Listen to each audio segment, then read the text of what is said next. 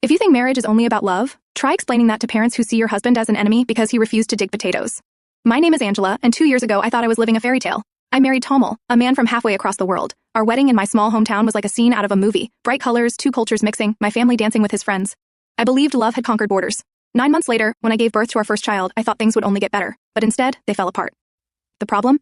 My parents. They wanted Tomal to live the way they did, to work the land, to sweat in the fields. But Tomal refused, not because he was lazy, but because he had other dreams.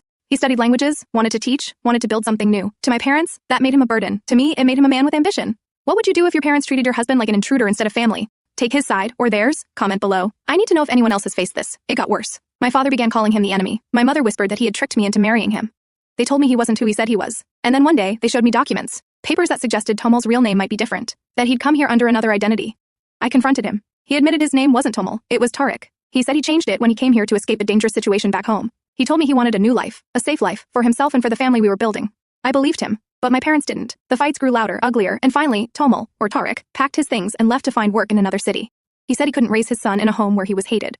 Would you leave your family behind to stand by your husband? Or would you choose the people who raised you? Like, subscribe, and share, because love versus family is never as simple as it looks. Now, 2 years later, we live in a rented apartment far from my hometown. We're raising our son quietly, without my parents' blessing. Some nights I wonder if I made the right choice. But then I look at my child smile and I know, whatever secrets my husband carries, he chose us.